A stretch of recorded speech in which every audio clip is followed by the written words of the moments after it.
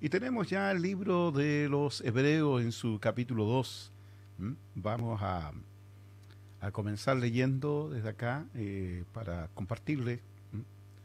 lo que, lo que bueno, ya compartí esto en una conversación, eh, pero quiero que también ustedes puedan oír parte de aquello.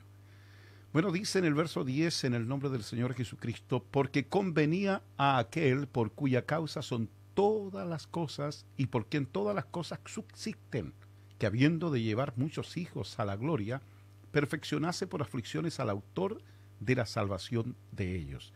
Porque el que santifica y los que son santificados de uno son todos, por lo cual no se avergüenza de llamarlos hermanos. ¿Mm? Qué maravilloso.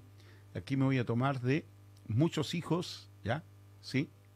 Eh, la salvación de ellos, ¿ya? El autor de la salvación de ellos, ahí los menciona otra vez, nos menciona como hijos, nos menciona como, ¿no es cierto?, como los ellos, ¿eh? Somos todos nosotros, o sea, esos hijos. Y luego dice el que santifica y los que son santificados, de uno son todos. ¿Eh? ¿Quién es el que santifica? ¿Quiénes son los santificados? Acá, según el verso 11, el que santifica. Esto me trae recuerdo al Señor cuando él mismo dice que él se santificaba. Mire, ¿sabe qué? Lo que vamos a hacer mejor es poder leer, ¿ya? Ahí en Juan, el Evangelio de Juan, vamos a leer, bien, en el 17, capítulo 17, ¿ya? Eh, Dice, santifícalos en tu verdad, tu palabra es verdad. Como tú me enviaste al mundo, así yo los he enviado al mundo. Y por ellos yo me santifico a mí mismo para que también ellos sean santificados en la verdad. Mire, aquí nosotros vemos, por ejemplo, dice, santifícalos en tu verdad, tu palabra es verdad. ¿Mm? Si nos quedáramos solamente con ese verso 17, hermanos, ¿sabían ustedes, diríamos entre nosotros, que somos santificados en la verdad de Dios? Y esa verdad es su palabra. Bien, si es su palabra, entonces entre más sepamos su palabra, vamos siendo santificados. Pero luego dice, y por ellos yo me santifico a mí mismo, para que también ellos sean santificados en la verdad. ¿De qué manera se santificó él? ¿Como una persona apartada? ¿La santificación es solamente eso? ¿O también entender que para qué fue apartado? ¿Para qué Cristo fue apartado? ¿Con qué propósito él vino al mundo? ¿Sí? Él ¿nació para qué? ¿Nació para ser rey? ¿Nació para qué? ¿O nació para morir? Podríamos decir ambas cosas, ¿verdad? Pero una cosa es primera que la otra. Él nació para morir. Y por lo tanto, la verdad consiste en ese sacrificio que él hizo por nosotros. Ese sacrificio que realizó. Así que no basta con decir santifícalos en tu verdad. Tu palabra es verdad. Con eso nos podríamos quedar nosotros sin sacrificio. Tal vez para nosotros que queremos decir la verdad, hablamos verdad, entonces decimos, hermano, usted va a ser santificado en la verdad. ¿Sabe a cuánto les he enseñado la verdad y estos no han sido santificados? ¿A cuánto les he enseñado la verdad y algunos están descarriados? Claro. Entonces, esto va más allá, ¿cierto?, de solamente poderles hablar la verdad o en ser enseñados la verdad, sino que realmente tengamos una relación de esta santificación que produce la verdad. ¿Y la verdad cuál es? Que Cristo nació para morir. Que Cristo, según las Escrituras, murió por nuestros pecados. Murió por tus pecados, murió por mis pecados, murió porque éramos transgresores, pecadores. No para que nos convirtiéramos después otra vez en pecadores. El que fue santificado en esta verdad no vuelve a pecar, no vuelve atrás, no retrocede. No va a retroceder nunca, porque conoce cuál fue el precio de la santificación. Pero las personas siguen cayendo en lo mismo, en sus razonamientos. Y al envanecerse en sus razonamientos se entenebrece su corazón. Y al entenebrecerse el corazón, obvio que no logran ver todo lo demás y ni tampoco van a caminar en él. Pero lo que quiero decirles es esto: por ellos yo me santifico a mí mismo para que también ellos sean santificados en en esa verdad, en la verdad. ¿Y cuál es la verdad? Podríamos decir, ¿cuál es la verdad? Bueno, para esto Cristo murió y resucitó para ser Señor de vivos y de muertos. Así que, por lo tanto, el verso 11, porque el que santifica y los que son santificados, de uno son todos, de uno son todos. ¿De quién cree usted que es Cristo? Jesús. Es el Hijo de Dios. ¿De quién es? Es del Padre, es de Dios, viene de Dios. Bien, entonces, ¿y quiénes somos nosotros? ¿Quiénes somos nosotros? Los santificados. Entonces, allí dice, porque convenía aquel por cuya causa son todas las cosas y por quien todas las cosas subsisten, ¿ya? Y por quien todas las cosas subsisten, que habiendo de llevar muchos hijos a la gloria, perfeccionase por aflicciones al autor de la salvación de ellos. Y ahí tenemos el sacrificio, perfeccionase por aflicciones al autor de la salvación de ellos. Oye, no fuiste perfeccionado tú en sacrificio, no fuiste tú perfeccionado en dolores, no fuiste tú perfeccionado en tribulaciones, en aflicciones, sino fue aquel que es nuestra salvación. Él, ¿ve? Convenía, dice, a aquel por cuya causa son todas las cosas. Primero dice eso, por cuya causa son todas las cosas. ¿Ya? ¿Sí? Ahí es donde aparece la teoría de la causa, no de la casualidad, sino de la causa. Y por quien todas las cosas subsisten. No hay nada en esta vida, en esta historia, en todo lo creado que no subsista por Él. Todo subsiste por Él. Que habiendo de llevar, y ahí dentro de todas las cosas que subsisten, de todos los propósitos que se realizan, que toda la historia, que aunque existan millones de planetas y astros y estrellas y un universo insondable, de los cuales dicen algunos, incluso hasta predicadores, pensando que Dios sigue haciendo otros mundos y que también hay otros mundos habitados y que no somos los únicos, más te digo que este era el propósito de toda esta existencia. ¿Ya? Todas las cosas por Él existen, subsisten, por todas las cosas. Dice, pero dice, porque convenía aquel por cuya causa son todas las cosas. Y por quien todas las cosas subsisten, que habiendo, y como que allí marca, ¿ve? Algo, que habiendo de llevar muchos hijos a la gloria, ¿ve? Perfeccionase por aflicciones al autor de la salvación de ellos, de estos hijos, ¿ve? Y estos hijos no estaban viviendo en santidad, no estábamos siendo lo mejor en la existencia, sino que tuvimos que ser santificados. Pero para ser santificado dice, porque el que santifica, y como ya leímos Juan, ¿cierto? En su capítulo 17, ahí dice que Él lo dice, santifícalos en tu verdad, tu palabra es verdad, y luego dice, yo me santifico a mí mismo para que ellos sean santificados en la verdad. Tuvo que haber sacrificio para que esto pudiera realizarse, porque el que santifica y los que son santificados de uno son todos, por lo cual no se avergüenza de llamarlos hermanos. Cristo es de Dios, no hay duda que Él es de Dios, sabemos que es hijo de Dios, que es de Dios, vino de Dios, dice, salí y vine al mundo. Mira, así lo dice la Escritura, el Padre y yo uno somos. Luego Él habla acerca de la unidad, que estos también sean uno en nosotros. Mira, nos lleva, mira al lugar que nos lleva, a la altura que nos lleva, dónde nos coloca. Entonces, cuando vemos esto, que si Cristo es de Él, los que son santificados también son de Dios. Así dice, porque el que santifica y los que son santificados, de uno son todos. Todos somos de Él. ¿Ve? Por eso que la Escritura cuando nos dice que el mandamiento ahí en Juan, es verdadero en Él y en vosotros. El mandamiento es verdadero en Él, en Cristo. Nosotros no tenemos dudas si tuviéramos que hablar acerca de Él. A veces nosotros hablamos más de las personas, más que de la palabra. Hablamos más de las personas y analizamos la vida de una persona, juzgamos la vida de una persona. Nos cuesta creer que hay una persona santa, perfecta, y el apóstol Pablo dice nosotros los perfectos.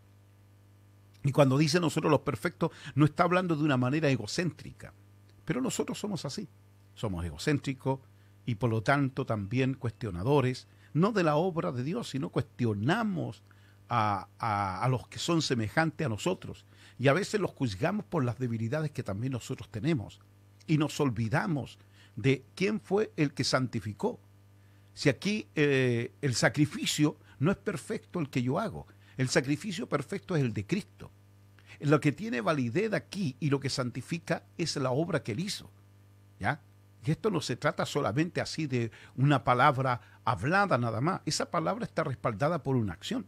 Está respaldada por un sacrificio, está respaldada para que esa verdad, ¿ve? Por eso dice la Escritura, y conoceréis la verdad, y la verdad os hará libre. Ahí ya citamos a Juan capítulo 8, y ahí habla acerca de esto, y conoceréis la verdad, y la verdad os hará libres. ¿Cuál es la verdad? Y luego dice, si el Hijo os libertare, seréis verdaderamente libres. Entonces está hablando del Hijo, pero para que el Hijo nos libertare, tiene que hacernos igual a Él. Igual a Él. Y nosotros no éramos igual a Él porque nosotros éramos esclavos, Él era libre. ¿Sí? Reconocemos eso, así como en los tiempos de Isaac, él era libre. Él nació de la mujer libre, pero no tenía nada que ver con Ismael, que seguía siendo esclavo porque nació de una esclava. Pero el esclavo se va, dice, de la casa, más el hijo queda para siempre. Pero si el hijo se hiciera igual a nosotros, no nosotros nos hiciéramos igual a él, porque no pudimos, no teníamos la manera, no teníamos la forma de poder llegar a ser igual a él. Pero él se hizo igual a nosotros. Entonces por eso que este mismo libro hebreo dice, así que por cuanto los hijos participaron de carne y sangre, él también participó de lo mismo para destruir por medio de la muerte al que tenía el imperio de la muerte, esto es, al diablo. Oiga, ¿puede usted observar eso? Que Él se hizo igual a nosotros. Sí, Él nos trata de hermano, Él no se avergüenza de llamarnos hermano. Él sabe que somos sus hermanos. Él sabe que le pertenecemos a Dios. Ahora, nosotros estábamos separados por causa del pecado, pero Él sabe de qué participó de muerte. No tan solo participó de carne y sangre.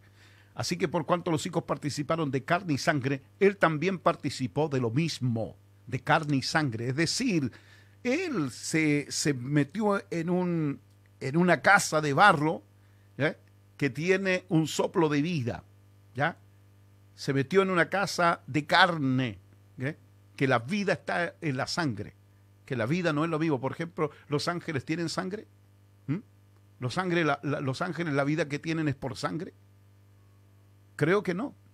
Pero Cristo se hizo menor que los ángeles y por lo tanto dependió de un corazón que late, de un corazón que va latiendo y que hace que circule la sangre en su cuerpo. Esa es la vida.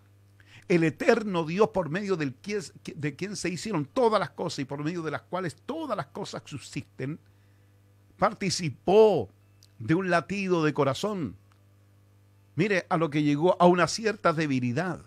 El hombre es tan débil, si le enterraran un puñal en el corazón, muere inmediatamente.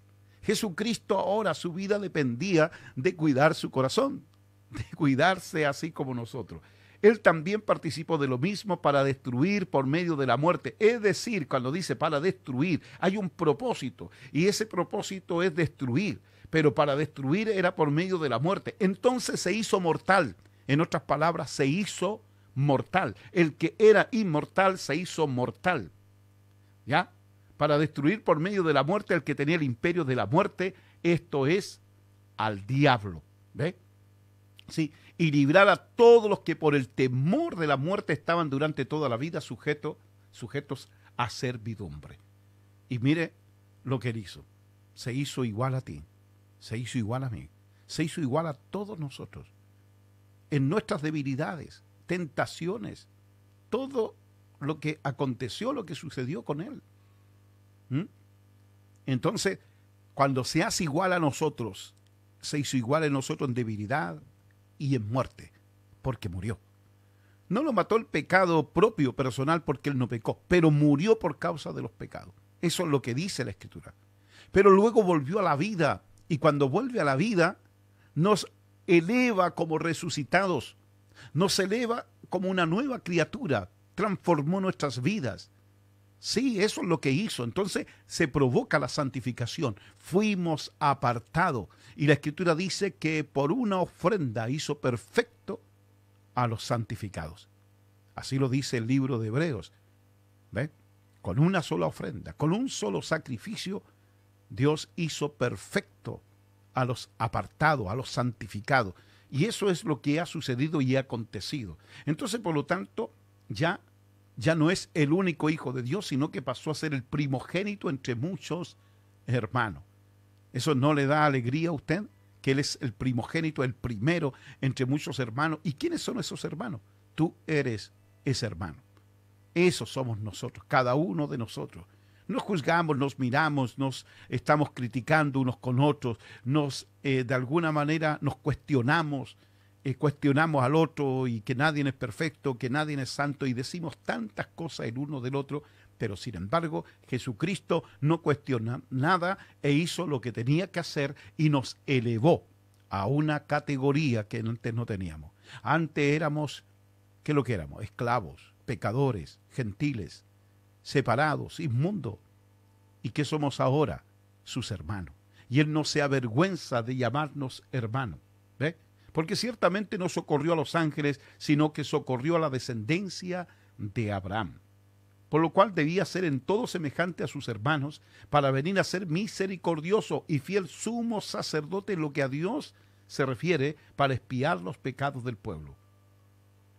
Pues en cuanto Él mismo padeció siendo tentado, es poderoso para socorrer a los que son tentados. Y así, esa debe ser una palabra en nosotros, una palabra positiva de que Dios siempre está ahí.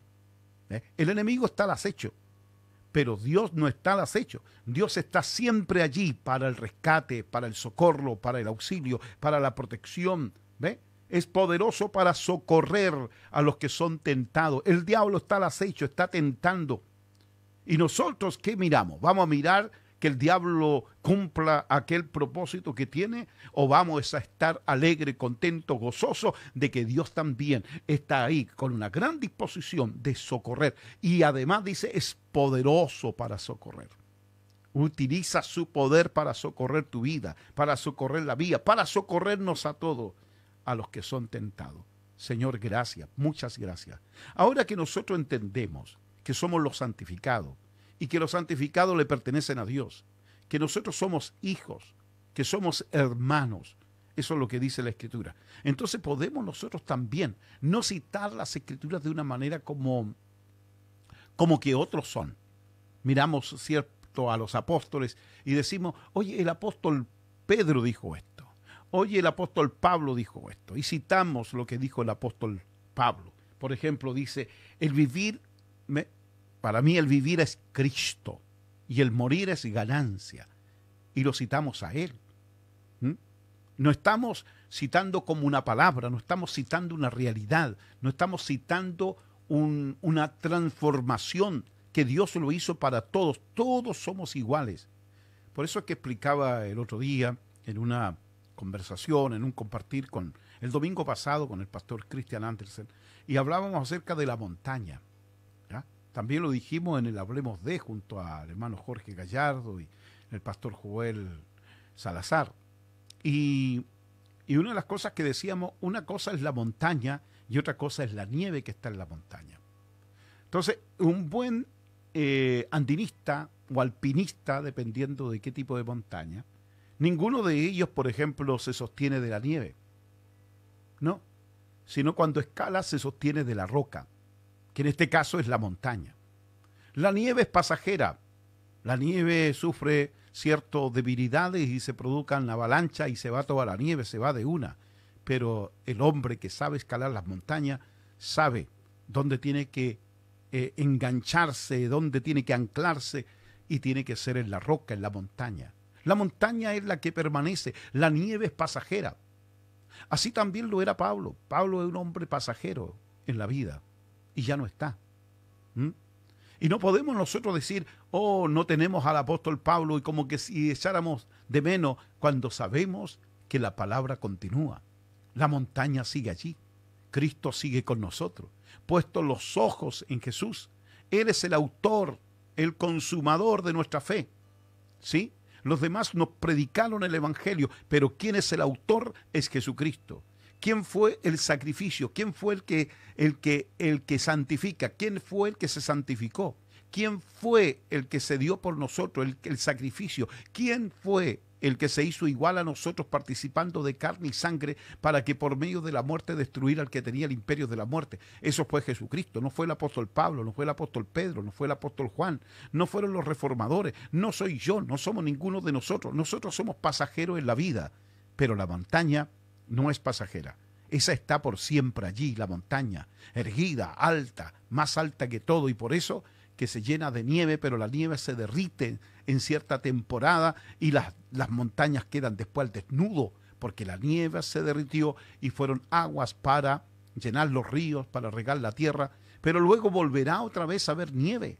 ¿Ve? Se fue la nieve, se fue el apóstol Pablo, pero luego hubo otro, un Tito, y se fue también Tito, y después hubo otro, y hasta el día de hoy, y hoy día estás tú, y todos somos pasajeros en la vida, pero la obra de Cristo, esa permanece para siempre, y esa es la que queremos que sea conocido.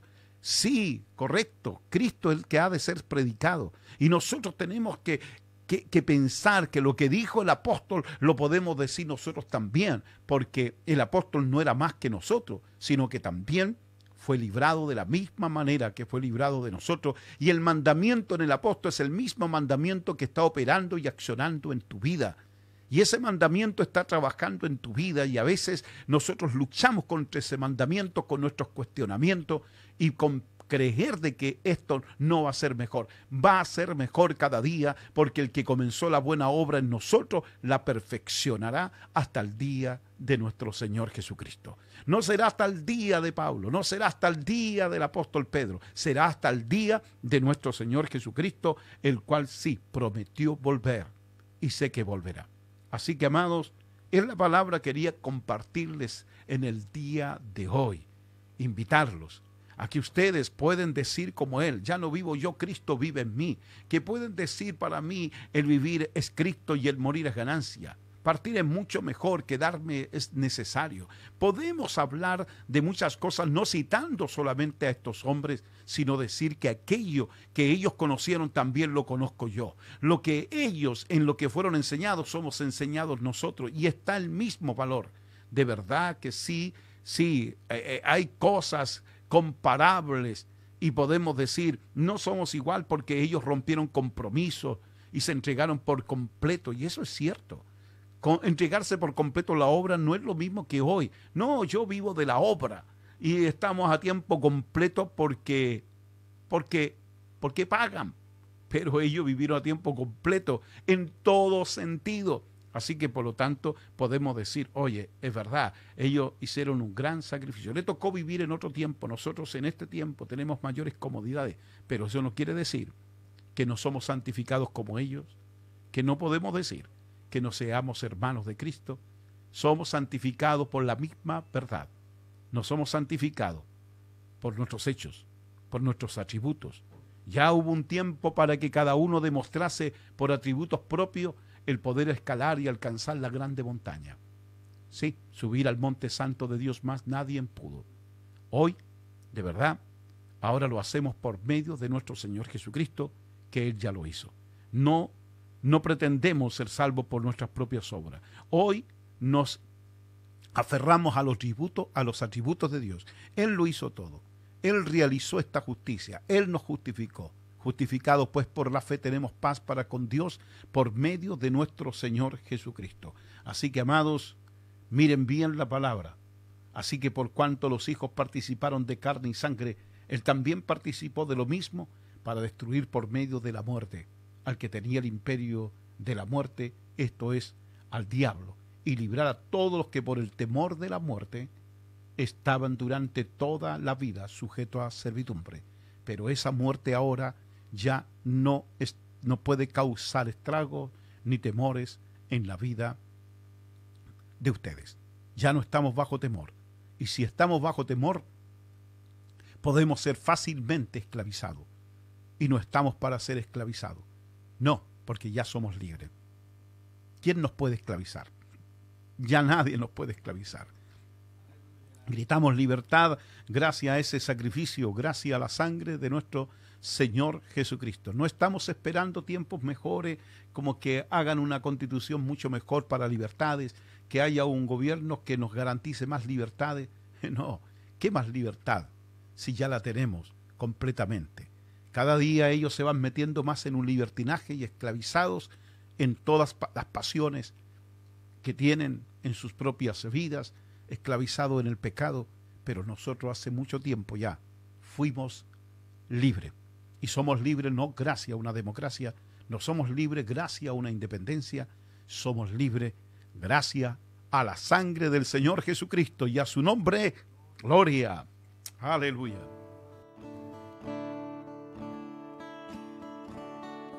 Bendito el Señor. Aleluya. Señor, tú nos has sido refugio de generación en generación. Antes que naciesen los montes y formases la tierra y el mundo, desde el siglo hasta el siglo tú eres Dios. Señor, tú nos has sido refugio de generación en generación. Antes que naciesen los montes y formases la tierra y el mundo, desde el siglo hasta el siglo tú eres Dios. Tú eres Dios eternamente. Tú eres Dios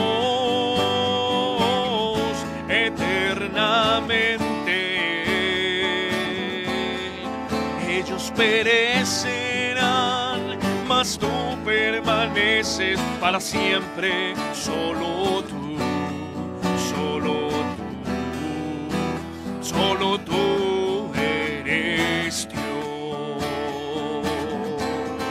Tú eres Dios eternamente.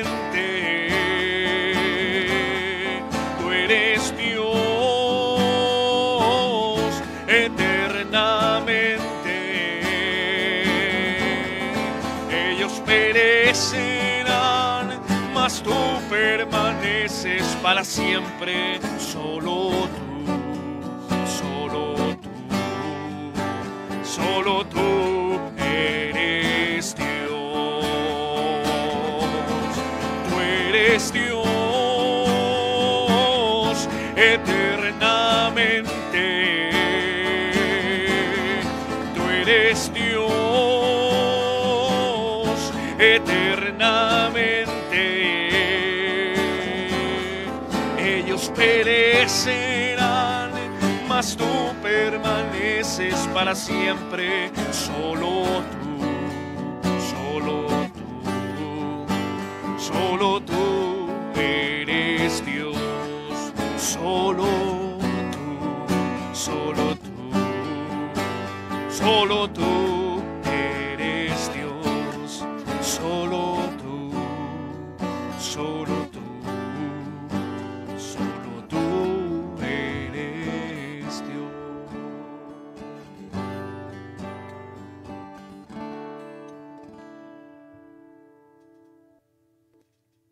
Una verdad que nos ha santificado, pero esa verdad tiene sentido, ¿ya? Por el sacrificio hecho en la cruz por nuestro Señor Jesucristo. ¿Sí? Así que contentísimo, contento Jairo por el sacrificio de Cristo. Bien, bendecido por esa preciosa obra que nos alcanzó, que no nos dejó afuera, sino que tuvo en memoria de nosotros. En esa oración también decía que él pedía no tan solo por los que estaban junto a él, sino también por los que habían de creer por esa bendita palabra, que en este momento está presente una vez más, regando esta tierra, trayendo, en la cual también producirá en nosotros esos benditos frutos, que no son por nuestras capacidades, no son por nuestras... por la valentía de alguien, por el conocimiento, la sabiduría, por la riqueza, sino que es por su bendita gracia que estamos aquí, en pie, sostenidos por Él. Bendito Señor, que Él es soberano. Bendito Dios. Él hace como Él quiere, pero a la vez, ¿qué explicación podríamos pedirle a Él por qué hace como Él hace? Bueno, Él podría explicarnos por lo que sé. Por lo que sé, Él conoce. Acá hay una pregunta, dice pastor, el texto de 2 de Pedro 2:9. ¿Puede explicar mejor? Ya que algunos dicen, caí porque Dios no me libró de la tentación. Mire, esto es como alguien una vez explicó diciendo, Dios produce el querer como el hacer. Y si estoy descarriado es que Él no produjo en mí el querer, dicen. Entonces siempre buscando, por eso que la Escritura en una parte dice que se envanecieron en sus razonamientos. Sí. ¿Qué podríamos decir también de Caín, que también pudo haberse justificado? Señor, pero tú apreciaste más a Abel y a mí me rechazaste. ¿Qué es lo que vio Dios como para agradarse de uno y no agradarse del otro? ¿Qué vio Dios? ¿Qué conoció Dios de un Jacob y un Esaú cuando amó a uno y aborreció al otro? Todavía ni aún nacían, no hacían ni lo uno, ni lo bueno, ni lo malo, digámoslo así. ¿Ve? Aún no practicaban, no tenían una conducta, pero Dios ya amaba a uno más que al otro. ¿Sí? Y entonces alguien dirá, qué injusto, ¿cómo puede ser que hasta en el vientre de la madre Él ya esté inclinado? Bueno, el asunto está en que lo que hace que Dios se defina por uno más que por el otro es por lo que conoce del mañana. Él sabe que Esaú, que nace primero, es el que tiene la primogenitura, pero también Dios sabe que este hombre en el futuro menosprecia la primogenitura. Sí. Acá la Escritura en Pedro dice, sabe el Señor librar de tentación a los piadosos. Sí. Los piadosos. Dios no está en deuda con la piedad de ninguno, sino Dios conoce a los que son piadosos. Y luego dice, y reservar a los injustos, a los que son injustos, para ser castigados en el día del juicio. Y esto no es que Dios no los haya librado. ¿Por qué Dios? Entonces, como lo dice la Escritura ahí en Romanos, cuando ellos que no tomaron, decidieron, llegaron a una conclusión de no querer tener en cuenta a Dios. Dios los entregó. No es que Dios creó a una persona para que éste fuese inmundo, pecador, y para que se dedicase a una vida de injusticia, sino que Dios los conoce, que saben que tenían clara evidencia de la existencia de Dios, aún así se envanecieron en sus razonamientos. Ellos, conociendo la invisibilidad de Dios, que es su eterno poder y divinidad, no le glorificaron como a Dios, sino que más bien comenzaron a cambiar la gloria de Dios, ¿cierto? Cambiaron la gloria de Dios, dice el libro de Romanos, por esa, la gloria de Dios que es incorruptible, dice, incorruptible, que no se corrompe, que no se envejece, que no deja de ser, por aquella que es corruptible, imagen de hombre, de ave, de cuadrúpedo, de reptiles. Eso muestra la Escritura. ¿Cómo puede ser que el hombre haya llegado a tal ceguera de entregarle culto, adoración y gloria a estas criaturas más que a Dios? Entonces, ¿qué aconteció? Dios los entregó, ¿ve? Para que en realidad se entregasen a sus propios deseos y pasiones. Entonces, por lo tanto, reservar, dice, cuando dice la palabra, y reservar a los injustos, dice. Por eso una cosa es librar de tentación a los piadosos, porque todos son tentados. Todos los hombres son tentados. Pero aquí la palabra clave es y reservar a los injustos. ¿Ya? Los reserva a los injustos para ser castigados. Los entrega, los suelta, no los protege, no los libra del mal porque son dados a la impiedad. Están convictos, como lo dice el libro de Judas. ¿Ya? Voy a buscar el libro de Judas ya para leer bien esa parte, espero encontrarla pronto, ¿ya?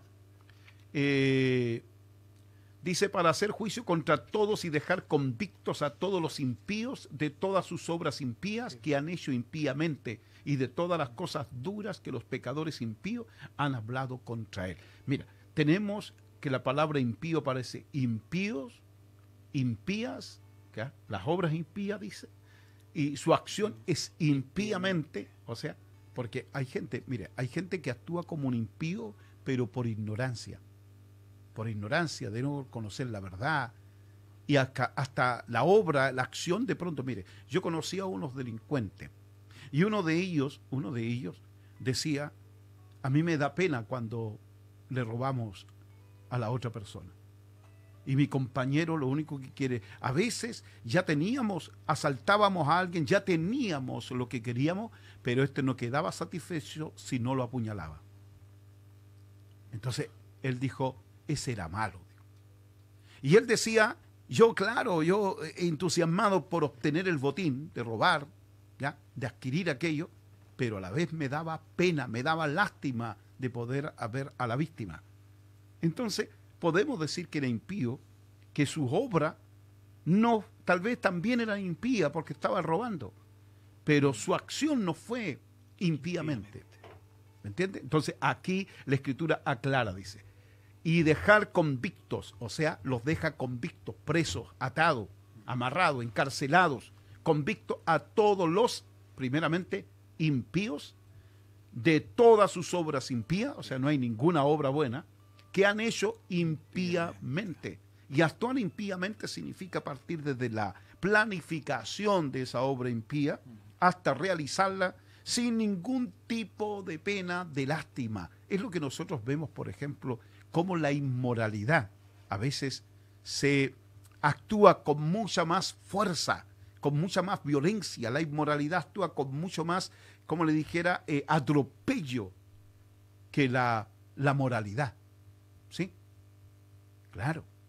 Porque en un combate, en un encuentro, si uno es sucio para pelear y el otro limpio, el que es limpio espera al otro y el otro actúa a mansalva, tiene malas intenciones. Entonces eso es lo que está pasando acá. ¿Por qué Dios no socorrió? ¿Por qué Dios no auxilió, cierto, a los que son injustos? Por esto, porque Él conoce que tantos son impíos, que hacen obras impías y que su acción, su conducta lo hacen impíamente. Y de todas las cosas duras que los pecadores impíos han hablado contra Él. Y así también decir, es que Dios no me socorrió, eso también es hablar mal de Dios. Así que Dios nos libre, Dios libre a su pueblo, libre a su iglesia. Amén. Gloria a Dios. Gracias, Padre amado, dice nuestra hermana Janet Galloso. Y amén, así es. Qué bueno.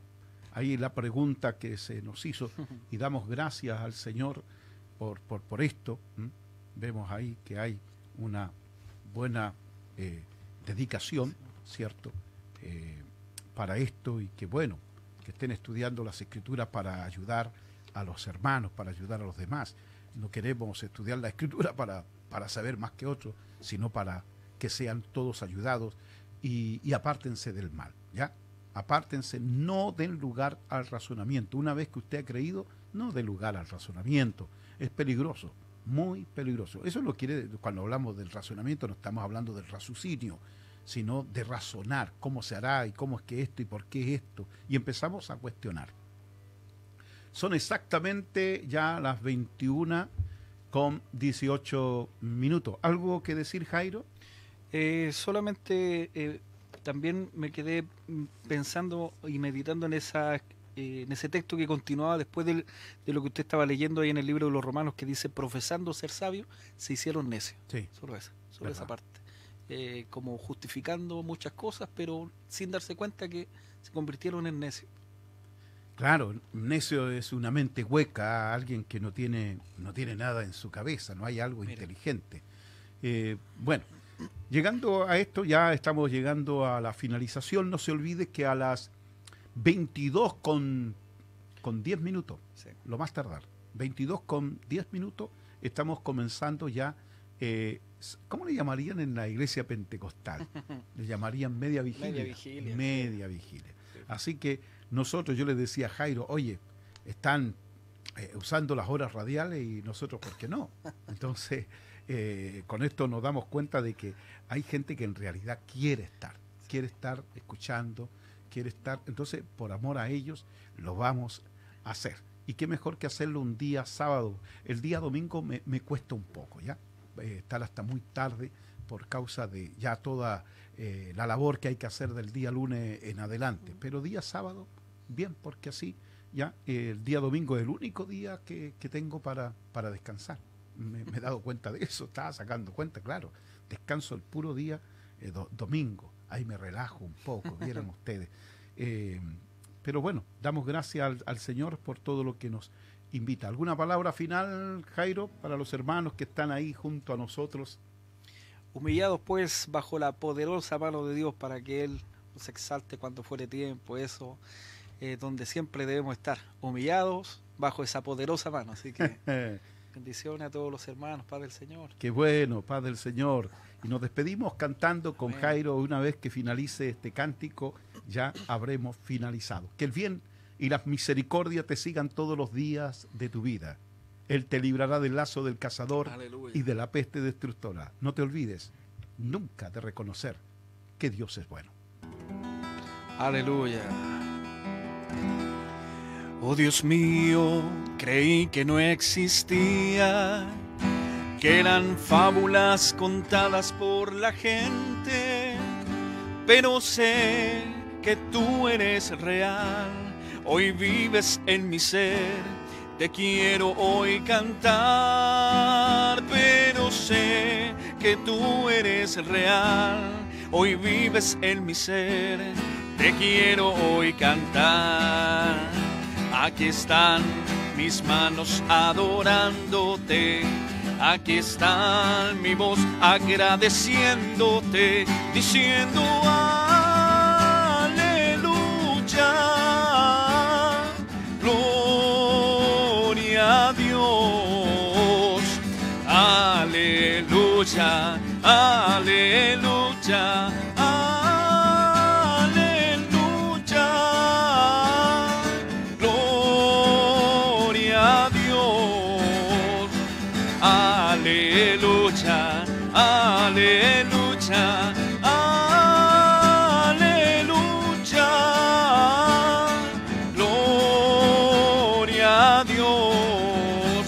Él se fue a preparar lugar y al fin nos dará la victoria. Si soy fiel, sé que llegaré al trono de su gloria. Si soy fiel, sé que llegaré al trono de su gloria.